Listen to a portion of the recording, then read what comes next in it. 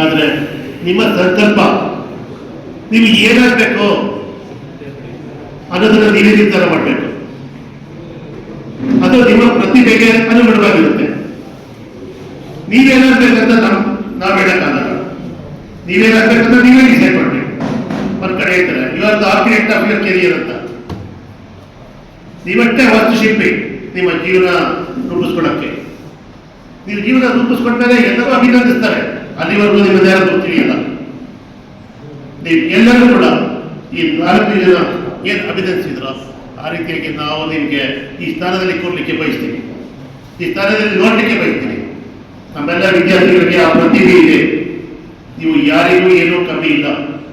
ಅದನ್ನೆಲ್ಲ ತೋರಿಸ್ತಾ ಇದ್ದೀರಾ. ಇವತ್ತು ಕೂಡ BEL ಕಂಪನಿಯವರು ಪ್ಲೇಸ್ಮೆಂಟ್ ಬಂದಿದ್ದಾರೆ.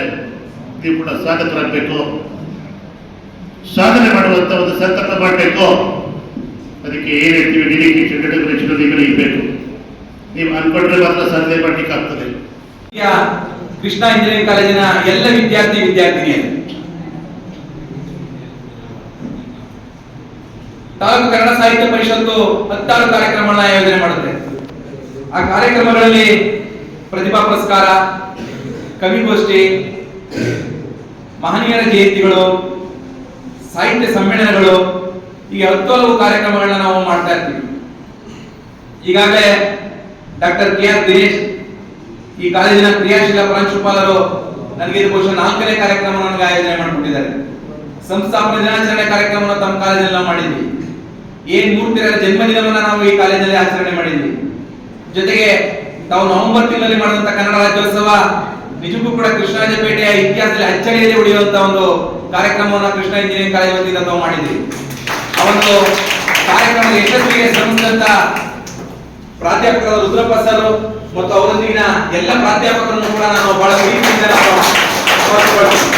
ಯಾಕೆಂದ್ರೆ ಇಂಜಿನಿಯರಿಂಗ್ ಕಾಲೇಜ್ ತಾವೆಲ್ಲ ಇಂಗ್ಲಿಷ್ ಮಾಧ್ಯಮದಲ್ಲಿ ಅಭ್ಯಾಸವನ್ನ ಮಾಡ್ತಾ ಇದ್ರು ಕೂಡ ನವೆಂಬರ್ ತಿಂಗಳ ಕನ್ನಡ ರಾಜ್ಯೋತ್ಸವ ಕಾರ್ಯಕ್ರಮವನ್ನ ಎತ್ತಿನ ಗಾಡಿಗಳನ್ನ ಸಾರ್ವಟಗಳನ್ನ ನಿರ್ಮಾಣ ಮಾಡಿಕೊಂಡು ಆ ಎತ್ತುಗಳನ್ನ ನೋಡಿದ್ರೆ ನಮ್ಮ ಪದ್ಮೇಶ್ ಇದ್ರೆ ಬೇರೆ ರೇಟ್ ನನಗೆ ಕೊಟ್ಬಿಡಿ ಅಂತ ಕೇಳೋರ ಕಣ್ಣು ಗೊತ್ತಬೇಕು ಪುಣ್ಯಾತ್ಮ ನಾನು ಸಾಕಿದ್ರು ಅಂತ ಜೋಡಿ ಎತ್ತುಗಳನ್ನ ತಂದು ಆ ಎತ್ತಿನ ಗಾಡಿಯಲ್ಲಿ ನಮ್ಮ ಪ್ರಾಂಶುಪಾಲರು ಮತ್ತು ಎಲ್ಲ ವ್ಯಕ್ತಿಗಳನ್ನ ಆ ಮೆರವಣಿಗೆ ಮೂಲಕ ಕರೆತಂದು ಕನ್ನಡ ರಾಜ್ಯೋತ್ಸವ ಮಾಡಿದ್ದಕ್ಕೆ ನಾನು ತಾಲೂಕು ಕನ್ನಡ ಸಾಹಿತ್ಯ ಪರಿಷತ್ತಿನಿಂದ ತುಂಬ ಅಭಿನಂದನೆಗಳನ್ನು ಸಲ್ಲಿಸ್ತೀನಿ.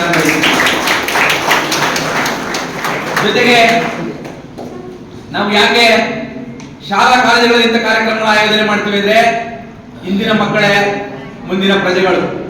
ಎಲ್ಲದಕ್ಕಿಂತ ಹೆಚ್ಚಾಗಿ ನೀವು ಯುವ ಶಕ್ತಿ. ನೀವು ಸರಿದಾರಿಯಲ್ಲಿ ನಡೆದರೆ, ನೀವು ಉತ್ತಮವಾದ ಆಲೋಚನೆಯನ್ನು ಮಾಡಿದ್ರೆ ಈ ಸಮಾಜ ಉತ್ತುಂಗಕ್ಕೆ ಇರೋದ್ರಲ್ಲಿ ಯಾವುದೇ ರೀತಿಯ ಅನುಮಾನ ಇಲ್ಲ. ಯಾಕೆಂದ್ರೆ ಇವತ್ತು ನಾಲ್ವಡಿಯವರನ್ನ ನಾವು ಇಂಜಿನಿಯರಿಂಗ್ ಕಾಲೇಜಿನ ವಿದ್ಯಾರ್ಥಿಗಳಿಗೆ ನಾವು ಪರಿಚಯಿಸಿಕೊಡ್ತಾ ಇದೀವಿ ಅಂತಂದ್ರೆ ನಿಮ್ಮಲ್ಲೂ ಕೂಡ ಎಷ್ಟು ಆ ಮಹಾನ್ ವ್ಯಕ್ತಿ ಈ ತಾಲೂಕಿಗೆ ಅಥವಾ ಈ ಪ್ರಾಂತ್ಯಕ್ಕೆ ಕೊಡುಗೆಯನ್ನು ಸಲ್ಲಿಸಿದ್ದಾರೆ ಅದನ್ನ ಸ್ಮರಣೆ ಮಾಡಿಕೊಳ್ಳುವುದು. ಸುಮಾರು 140 ವರ್ಷದ ಹುಟ್ಟುಹಬ್ಬ ಅಂತೇಳಿ ನಾನು ಕೇಳ್ಪಟ್ಟೆ. ಈ 140 ವರ್ಷದ ನಂತರ ಕೂಡ ಅವರನ್ನು ನಾವು ನೆನಪು ಮಾಡಿಕೊಳ್ತಾ ಇದ್ದೇವೆ ಅಂತ ಹೇಳಿದ್ರೆ ಅದು ನಿಜಕ್ಕೂ ಅವರ ಕೊಡುಗೆ ಸಾಕಷ್ಟಿದೆ. ನಾವು ಸ್ಮರಣೆ ಮಾಡುವುದು ಅಂತ ಹೇಳಿದ್ರೆ ಸರ್ ಅವರು ಪ್ರಾಸ್ತಾವಿಕ ಮಾತಿನಲ್ಲಿ ಹೇಳಿದ್ರು, ಸ್ಮರಣೆ ಮಾಡಿಕೊಳ್ಳುವುದು ಅಂತ ಹೇಳಿದ್ರೆ ಅವರ ಆದರ್ಶಗಳನ್ನು ನಮ್ಮ ಜೀವನದಲ್ಲಿ ಅಳವಡಿಸಿಕೊಂಡು ನಮ್ಮ ಊರಿಗೆ ಏನಾದರೂ ನೆನಪು ಮಾಡಿಕೊಳ್ಳುವಂತಹ ಕೊಡುಗೆಗಳನ್ನು ಕೊಡಬೇಕು ಮತ್ತು ನಮ್ಮಲ್ಲಿ ಅವರ ಜೀವನಾದರ್ಶಗಳನ್ನ ರೂಪಿಸಿಕೊಂಡು ನಡೆಯುವುದೇ ಒಂದು ನಿಜವಾದ ಸ್ಮರಣೆ ಅಂತ ನಾನು ಭಾವಿಸ್ತೇನೆ. ಆ ನಿಜವಾದ ಸ್ಮರಣೆ ಈ ಕಾರ್ಯಕ್ರಮದಲ್ಲಿ ಆಗ್ತಾ ಇದೆ ಅಂತ ಹೇಳುವಂಥದ್ದು ನಿಜಕ್ಕೂ ಅಭಿನಂದನೀಯವಾದಂಥದ್ದು.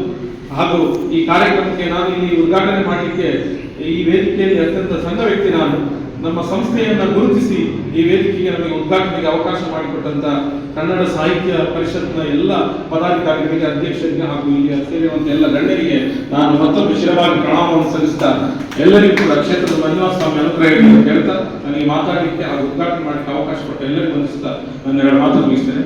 ಜೈ ಹಿಂದ್, ಜೈ ಭಾರತ.